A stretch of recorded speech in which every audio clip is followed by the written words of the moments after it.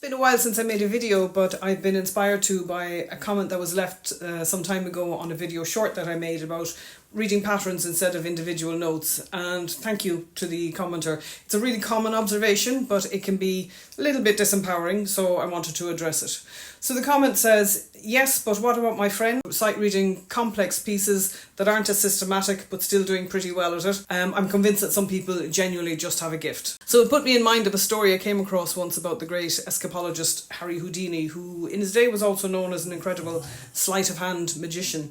And he was asked by a journalist at one point if he actually believed in magic, and I thought his answer was fascinating and very relevant to us. So for context, there was a particular trick he used to do that to his audience just looked like pure magic. It was just conjuring something out of thin air. And to paraphrase, he told this journalist that when he initially conceived of the trick and started practicing it, he had to painstakingly think through every step of the process until he got good enough that it became fluent and easy.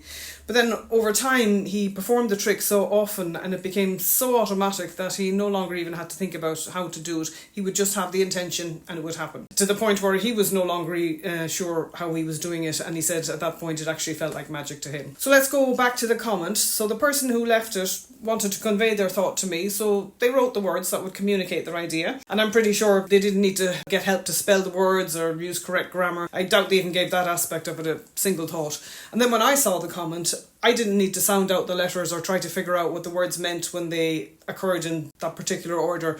I probably didn't even look at each individual word beyond a quick scan, but the meaning jumped out at me instantaneously. So to somebody who can't read or write, that process whereby someone on the internet brought a message into existence without any effort, and then I interpreted its meaning without any effort, that process must look like magic. And it is, in fact, amazing. But because we do it every single day, we don't give it a moment's thought. But think about how you're able to read and write language at such an advanced level. Nobody tells you you're gifted because you can write a shopping list. It's taken entirely for granted. But you can do it because it's a skill that you've spent thousands and thousands of hours perfecting since the age of about 4 or 5. It was really hard at the beginning. You had to learn the names of the letters and the sound of each letter, first individually and then in all the combinations and all the weird exceptions.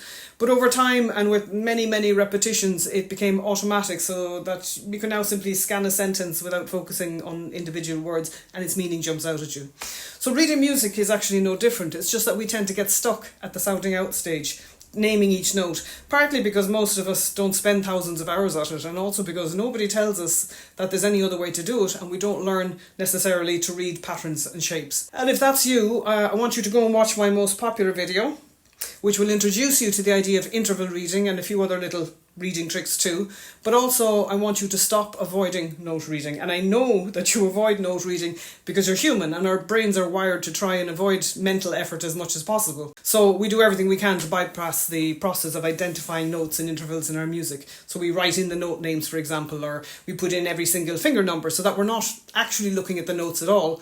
Or else we build muscle memory as quick as we can so that at least our fingers know what to do even if our eyes don't know how to read the notes. Which, by the way, is the reason that you can play your music perfectly when you're on your own, but it falls apart when you feel any kind of pressure or stress. But listen, you're not alone, and all I'm asking you to do is to trust me when I say that you can become a very fluent sight reader in time if you spend just a few minutes every day actually looking at the notes, naming them, naming the intervals between them, and do the same for rhythm, by the way, a few minutes every day counting out rhythms in music, because rhythm is more important in music than the notes. So do that every day and you too can become the Harry Houdini of reading and make it look like magic, or like a gift, as the commenter said about his friend. So the bottom line is, it's not magic, it's not giftedness, it's experience, and you just have to do it to get good at it. Okay? Talk to you soon. Happy practicing.